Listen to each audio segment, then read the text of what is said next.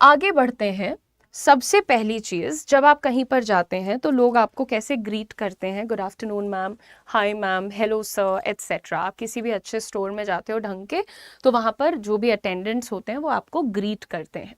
तो आप भी पलट के उनको ज़रूर जवाब दीजिए गुड मॉर्निंग, गुड इवनिंग, क्योंकि कई लोग सोचते हैं ऐसे करके निकल जाओ तो बहुत कूल लगोगे, वो रूड होता है।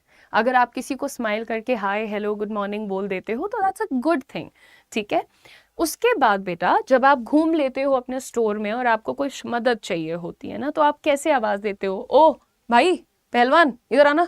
ये नहीं करना होता है। क्या बोलोगे आप? Excuse me. क्या बोलोगे? Excuse me. पहली चीज ये है कि आजकल सब यंग, प्रेजेंटेबल, स्टाइलिश दिखने वाले लोग हर जगह काम कर रहे हैं, खास करके फैशन के जो स्टोर्स होते हैं, एक्सेसरीज के, गैजेट्स के, बड़े मतलब तमीज़दार, वेल मैनर्ड, प्रेजेंटेबल लोग होते हैं। तो कभी कभी हम गलत हो जाता है यार, हम किसी रैंडम इंसान को कहते हैं ये वाली टी शर्ट दे दो, हो सकता है वो तो खुद ही कस्टमर है, राइट? तो पहले पूछना ज़रूरी है कि आप यहाँ पर काम करते हैं, डू यू वर्क हियर? वो कहेंगे yes ma'am. I am looking for, मैं ढूंढ रही हूँ। तो आप स्टोर में कुछ जो भी ढूंढ रहे थे भाई, लाल रंग, पीला रंग, टी शर्ट, पैंट, पजामा, जो भी। आई am looking for chocolates for the kids section. Kids section अगर आप ढूंढ रहे हो, अगर आप चॉकलेट ढूंढ रहे हो तो बोलोगे I am looking for chocolates, या फिर आप बच्चों का जो अलग सेक्शन होता है वो ढूंढ रहे हो तो बोलोगे I am looking for the kids section. Next देखते हैं, I am trying to find a toy for my brother, I'm trying to find a toy for my child। मैं अपने बच्चे के लिए एक टॉय ढूंढ रही हूँ, so I'm trying to find, कोशिश कर रही हूँ, तो वो आपको हेल्प करेंगे। I'm trying to find a plain white shirt, I'm trying to find a plain white shirt। Next, a denim dress, मतलब कभी होता है नहीं कि यार मैं सफ़ेद रंग का सूट ढूंढ रही हूँ, या मैं एक डेनिम ड्रेस ढूंढ रही हूँ, या फिर मैं एक हील्स ढूंढ रही हूँ, स्टिलेटोज ढूंढ रही हूँ। सो ऐसे बोल सकते हैं आप। कुड यू टेल मी, एक और बहुत पोलाइट तरीका होता है कुछ भी पूछने का, क्या आप मुझे बता सकते हैं? जैसे कभी कभी यही होता है, हम पूछते हैं ट्रायल रूम कहाँ है, could you tell me where is the trial room? So could you tell me where is the trial room, where is the wine section. मान लो कि आप किसी बड़े शहर में चले गए हो, वाइन ढूंढ रहे हो, चीज़ ढूंढ रहे हो, भाई लोग पार्टीज में यूज़ करते हैं, I am not promoting this but just saying. So could you tell me where is the wine section. Next देखते हैं, where's the changing room. Trial room को ही चेंजिंग रूम भी कहा जाता है।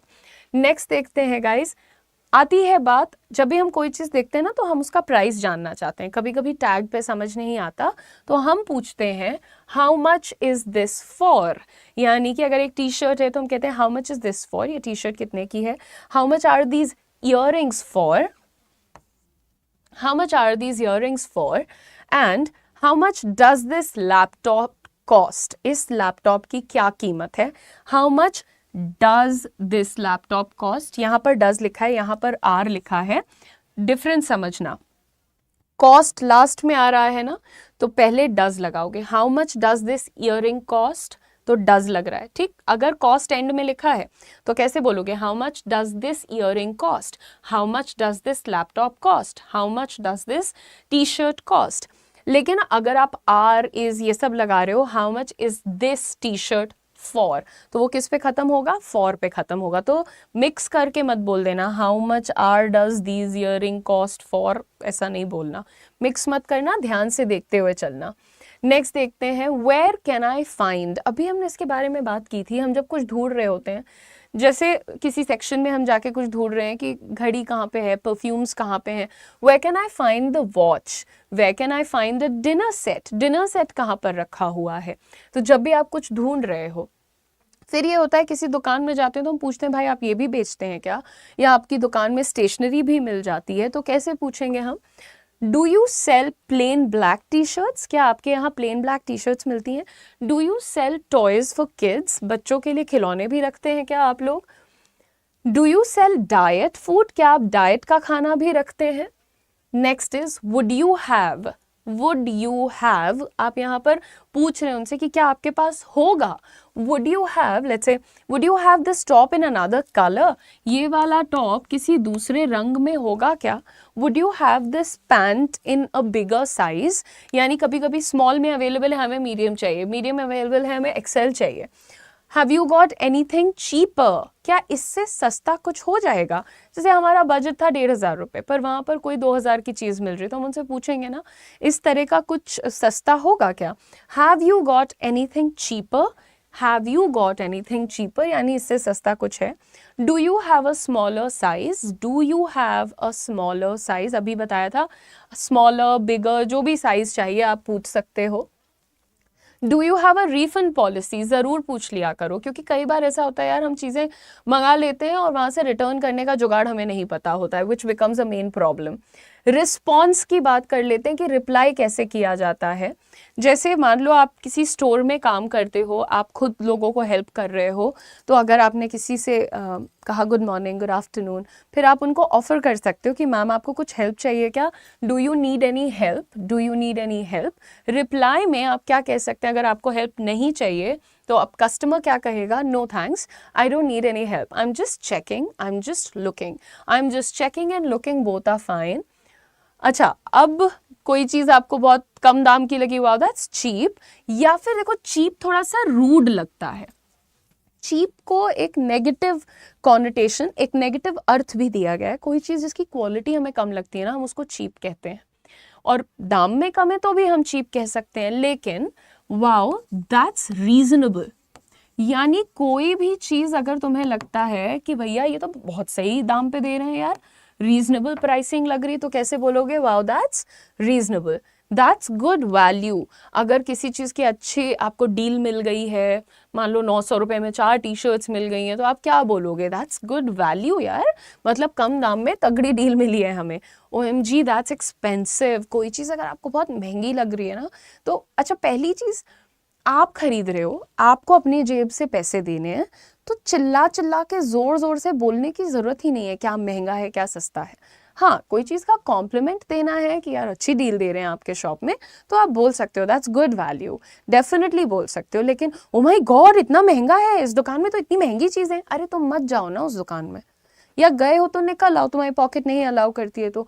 बट ये एटिकेट्स की बात होती है, वो उनका ब्रांड है, उन्होंने बिल्ड किया है, वो मेहनत करते हैं, तो वो कितनी भी प्राइस पे चाहे तो रखें, जिसको खरीदना है खरीदेगा, नहीं खरीदना है नहीं खरीदेगा।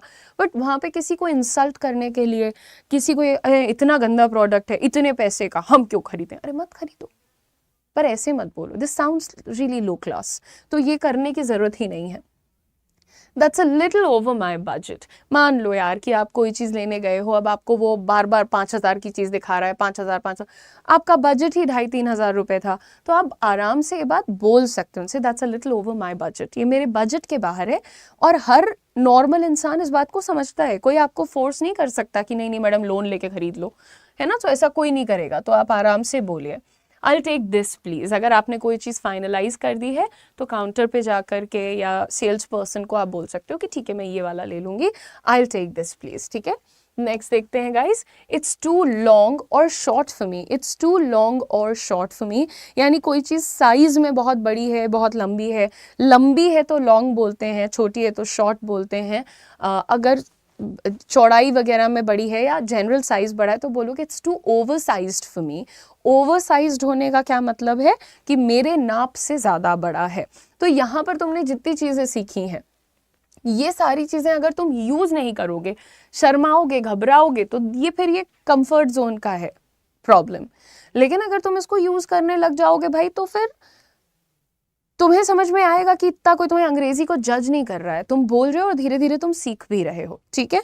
आगे देखते हैं, ma'am your total is 5,000 rupees या फिर 5,000 ओनली। आप जब भी क्लाइंट को बताते हैं उनका टोटल, कस्टमर को, तो पोलाइटली बताइए।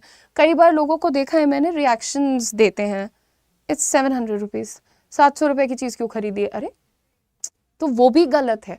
अगर आप स्टोर में काम कर रहे हो या स्टोर को विजिट कर रहे हो, दोनों ही चीज़ों में हमें एक गरिमा को बना के रखना चाहिए। आप कोई नहीं है जी, अच्छा 25,000 के नीचे का सामान किसी ने खरीदा है तो उसको जज करो, क्यों करोगे, खरीद तो रहा है ना बंदा तुम्हारे यहाँ से। So ma'am your total is 5,000 rupees only, या ओनली नहीं भी लगाना तो दैट्स ओके। रिप्लाई में जब उसने आपको बताया कि इतने पैसे का है, तो आप क्या बोल सकते हैं, डू यू टेक कार्ड्स, यानी क्या आप कार्ड एक्सेप्ट करते हो, डेबिट, क्रेडिट, एट्सेट्रा। उसके बाद could I have the receipt please, इसको रिसिप्ट मत बोलिएगा, it's pronounced as receipt, could I have the receipt please, हम कहते हैं ना भैया बिल दे दीजिएगा, वही है receipt. Could you gift wrap that for me, क्या आप इसको दैट यहाँ पे लिखो, क्या आप इसको गिफ्ट रैप कर देंगे? कभी हम किसी के लिए गिफ्ट खरीदते हैं तो हम चाहते हैं ना उसकी रैपिंग हो जाए, तो वहीं दुकान पे बोलोगे हो जाती है। Now could I reduce one item please, I changed my mind, मतलब इसमें से एक चीज हम हटा दें, थोड़ा सा पता नहीं लेंगे कि नहीं। So could I reduce one item please, I have changed my mind, मतलब मेरा मन बदल गया है, ये तुम कभी भी बोल सकते हो। I don't want this, I have changed my mind, दिमाग मतलब उससे हट गया है। Does it have a warranty और गारंटी, ऑलवेज इंक्वायर, हमेशा पूछ लीजिए। आप कोई भी प्रोडक्ट खरीद रहे हो यार, 5,000, 6,000, 10,000, आपको पता होना चाहिए कि इसका कल को कुछ नुकसान होगा तो क्या होगा, राइट? तो बी केयरफुल।